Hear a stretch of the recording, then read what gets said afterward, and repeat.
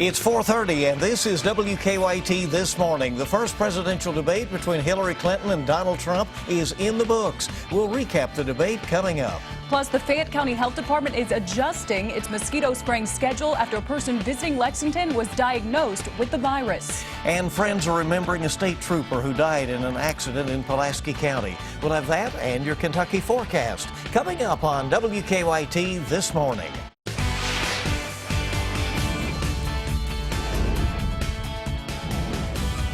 This is WKYT This Morning. Good morning. Welcome into the early bird edition of WKYT here at 4:30. I'm Bill Bryant. And I'm Andrea Walker. It is Tuesday, September 27th, and we're both tired because, of course, we stayed up for the debates. We had to. How could you not, right? Exactly. Yeah, so, and we're going to be talking all about that today. Yeah, we have that and reaction and so forth. It's cooler out there. You certainly noticed that when you got up this morning. Oh, yeah. I had a coat on this morning, and it looks like that trend is going to continue throughout the week. We'll check in with Micah now. Good morning. Hey, good morning. Yeah, that flow is now coming in from the northwest, and boy, does it feel pretty cool outside early this morning. It is one of those like Andrew was talking about. You might want to have a coat or just a sweater or so as you're heading out and about early this morning. Defender Radar Network, the rain has pushed on out of here. There's only one location on the map in the 60s. That's Middlesboro in the far, far southeastern portion of our viewing area. The rest of us 40s and 50s. I mean, it's pretty chilly, 46 right now in Boyle County. You get in towards your afternoon, just an awesome day in store. Plenty of sunshine, 75 degrees. Looks good, it feels good, and that's going to change in the upcoming days because here comes an upper level low that moves right over us and causes some pretty ugly weather. I'll have that coming up in a few minutes. And we'll see you then. In the news this morning, the first presidential debate is in the books and is now history. Hillary Clinton and Donald Trump talked about trade, taxes, and jobs. And the candidates also wasted no time attacking each other on a variety of issues. Craig Boswell has more on the debate. Donald Trump and Hillary Clinton shook hands at the start of their first presidential debate, but the fireworks started during a discussion about the economy. It would be the most extreme version, the biggest tax cuts for the top percent of the people in this country than we've ever had. I call it trumped up. Trickle down. For 30 years you've been doing it, and now you're just starting to think of solutions. Well, actually, I will bring back jobs. Trump and Clinton also took aim at each other's controversial issues. When she releases her 33,000 emails that have been deleted, as soon as she releases them, I will release my tax returns. It must be something really important, even terrible, that he's trying to hide. This debate is likely to go down as one of the most watched television events in history, but for all of the hype, a recent poll suggests it won't change the minds of about 9 in 10 voters. At times, the attacks were personal. You know, you've seen me. I've been all over the place. You decided to stay home, and that's okay. I think Donald just criticized me for preparing for this debate. And yes, I did. I prepared to be president. And I think that's a good thing. The candidates agreed on restricting gun purchases for people on do-not-fly lists, but differed on the controversial police tactic of stop and frisk. Their next debate is October 9th. Craig Boswell, CBS News, Hempstead, New York. Some students at the University of Kentucky attended a watch party for the presidential debate. It was held at the Whitehall Classroom building. Faculty moderators Dr. Al Cross and Dr. Alicia Cohen were on hand for the watch party. UK journalism students did some fact-checking during the debates and posted the results on Twitter. They say social media has become useful for fact-checking. I think it just shows that the people now are concerned and critical of what other candidates and people are saying. And it's not just the job of journalists anymore, it's the job of the people to really hold these people accountable to what they say. The Gifford Blyton Professorship in Oral Communications and Forensics Endowment sponsored the watch party.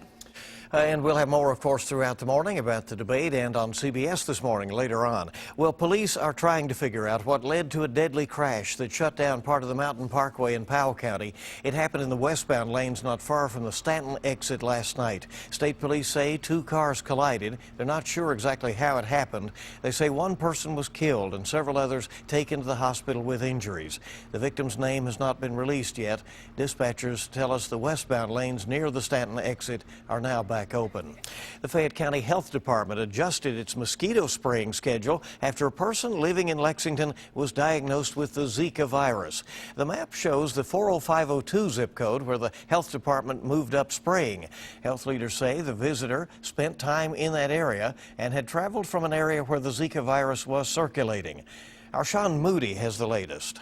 It seems like mosquitoes just can't resist some people. Like mosquitoes love me, so I always get bitten. Ailey Layson's been dealing with them all summer. She wasn't thrilled to hear that someone who'd spent some time in Lexington recently had tested positive for Zika. It's kind of freaking me out now because I've been getting bitten. The health department said that person was visiting a home somewhere in the 40502 zip code. They won't say exactly where for confidentiality.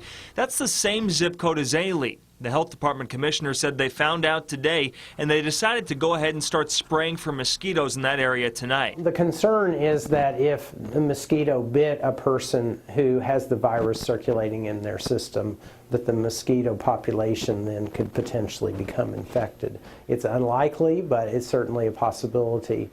The spray that the city is using on here tonight is called Dew Wet. It's designed to get mosquitoes who might be resting here on trees or foliage to fly up into the air. That's where they'll come into the agent that kills them. Now, the health department says this spray has been tested for safety on both humans and animals. They say it's safe to go back outside once they're done spraying. I think the good news is that mosquito populations are waning or decreasing now that weather is cooling, and usually the mosquito season finishes up with our first hard frost. In the meantime, he says there's no indication any local mosquitoes are carrying the virus. For Ailey, Zika or no Zika, she'll just be glad when that spray takes effect. Oh, for me, I'm really excited because, like I said, even when I just walk around the neighborhood, I know I get bitten, so that's really awesome. I'm glad. In Lexington, Sean Moody, WKYT. And the health department says the person who tested positive for Zika was visiting Lexington briefly and is no longer in town. Friends are remembering a state trooper who died in an accident in Pulaski County. Investigators say 24-year-old trooper Mason Flynn fell through a barn roof and hit his head. He was off duty at the time. Police say he was helping a friend with construction. Garrett Weimer talks to the trooper's high school football coach. For his high school football coach, a lot of great memories about him as a football player. It seems like just yesterday, Mason Flynn was on the field. Gosh, it's hard to talk about. I just saw him a month or so ago. Tough to think he's gone. In truth, it wasn't long ago Flynn was on the field. Coach Hines says Flynn graduated high school in 2011. The 24-year-old had been a state trooper only 2 years. He's a type of positive Christian leader in the community that you want them all to become. Trooper Flynn worked out of Post 11 in London, but we're told he patrolled here in Rockcastle County. Coach Hines says it was Flynn's dream even back then to become a state trooper. We were very proud of him and what he had accomplished. Just one of those people that comes around in your life that you'll never forget. Protecting and serving the public, helping a friend in need when he died. Coach Hines says it's a true reflection of the kind of person Flynn was. Just a great influence on all the rest of us, players, coaches, and everybody he was around, he influenced. Coach Hines says Flynn still holds the school record for tackles. One heck of a linebacker, one heck of a man. A loss now that has devastated those who knew him. It's going to be hard. This one's going to be hard. Garrett Weimer, WKYT. Flynn graduated from the KSP Academy in January of 2015. He is the third trooper from Cadet Class 92 to lose his life following the line-of-duty deaths of troopers Cameron Ponder and Eric Chrisman last year. Tough loss. Well, police are looking for a man who they say robbed a Madison County store. It happened at the Dollar General on Prince Royal Drive in Berea. Police say a man walked in, handed a note to a clerk demanding money, and pulled up his shirt to show he had a weapon. After getting what he wanted, Berea police say the man drove off in a black pickup, possibly a Nissan Frontier. Police are not sure if this is the same man who tried to rob a Dollar General on the bypass in Richmond and did rob a Dollar General in Richmond on nearby Irvin Road. A man wanted in connection to a home invasion in Lexington is now in custody.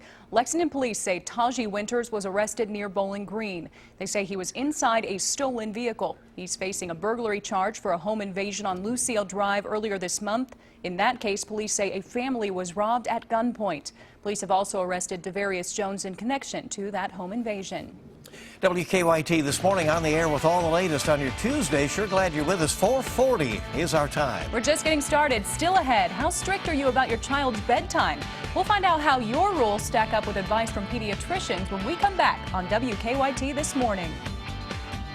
We will have rain chances in the upcoming days. However, it's all about the temperatures. I'm going to show you that coming up next. Now, your hour-by-hour forecast with meteorologist Micah Harris. We're in the 40s and 50s this morning. That is kind of chilly this time of year. Typically, we're in the mid-50s for most locations, so we're definitely below that in many areas. You go into Danville and then work your way southbound in, say, Casey County, Lincoln County, Somerset coming in at 50 degrees. Go northbound right there around 50 degrees, too. So this is just going to be a pretty chilly start to the day, but we warm rapidly. There is going to be a lot of sunshine to go as we travel throughout your day. By 5 p.m., we're at 75 degrees, sunny, 75, perfect day in store. Absolutely no problems whatsoever. Off towards your evening hours, this kind of back patio type of setup, or sit on the patio when you go out to eat, and it just looks good, right around 68 degrees there by 8 p.m. So that's just going to be the case. It still looks good, no problems whatsoever. But then we go throughout your day on Wednesday, Thursday, Friday. Those 3 days are going to be virtually the same. You're going to have cloudy skies. You won't see much of the sun the next 3 days after today. And not only that, but that'll bring us daily chances of showers too. Not thunderstorms, but showers. And the reason being, this upper level low scooting right over us, and that is just going to park itself over us. And what that means is that means cloudy, rainy, and also much, much cooler conditions. So you'll see those temperatures for highs Wednesday through really Sunday, right there in the 60s. And look how low we go for some locations. Thursday, Friday, we're sitting there in the low 60s. Could we possibly be about 58, 59 degrees when it's all said and done toward the afternoon in a couple of spots? Yeah, it's possible, absolutely. And so that just shows you how cool this air is. Once we hit the weekend, there are a couple of showers there on Saturday, but that starts to move on out the deeper we go into the day on Saturday. That has not, my mindset has not changed on Saturday from yesterday. So same story. It looks like Wednesday, Thursday, and Friday look like the ugliest days. Saturday, still a few showers laying around, especially morning hours, and then it starts to park itself to the north of us, not so much over us. So Sunday looks much better, 68 degrees, straight chance there on Monday. So for the most part, this is going to be a much cooler forecast, big time cool down, but it'll bring us some showers too, and that's not too fun. I don't mind the cool air, right. But when you throw in some rain with it, it makes it kind of chilly outside. And that's what you're going to feel in the next few days. Bring out the sweaters and the rain jackets. Absolutely. You better before you take off. It's a pretty good feel all in all. Yeah. There's some fog out there this morning in some areas. There is, yes. So watch for that. Yeah, we've noticed that coming in. 4:45 is our time now. Sometimes getting kids to bed can be a difficult task for parents, but it is also an important one. Consistent bedtimes can help your kids' behavior as well. Here's more in today's Mom's Everyday Minute.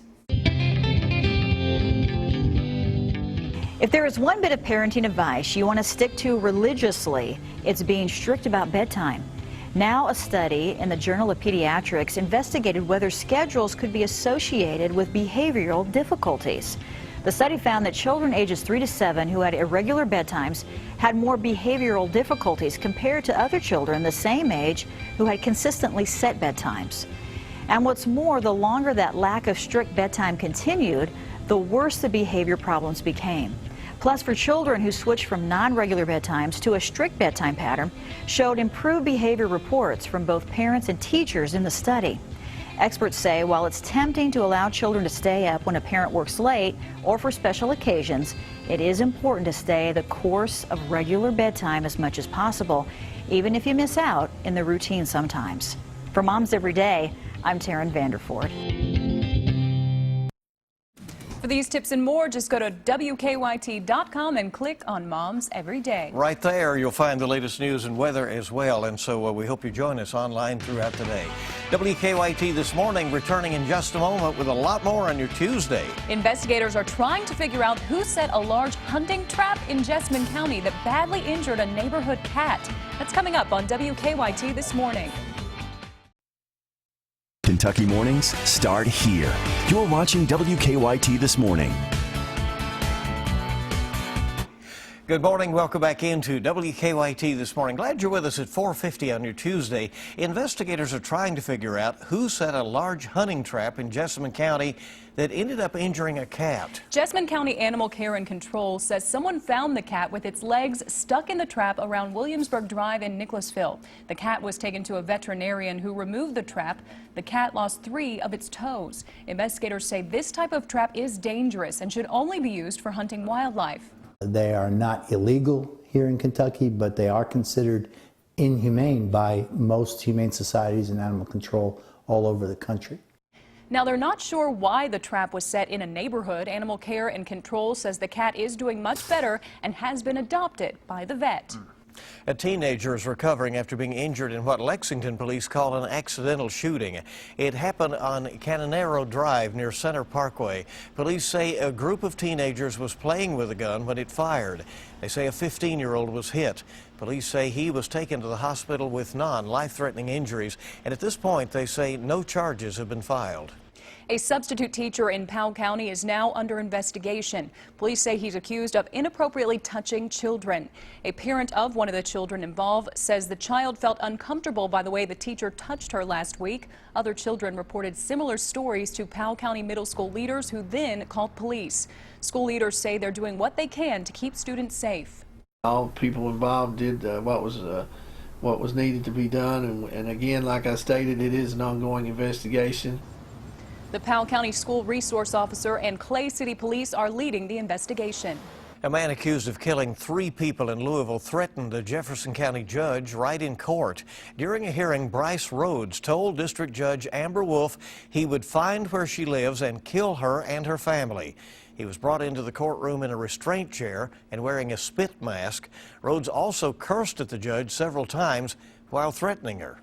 You're saying you're going to find out where I live at? I don't give a about none of that. You got something, I'll be out. That was a threat against the court. I think that I'm asking the county attorney's office to take that into account and consider what to do with that.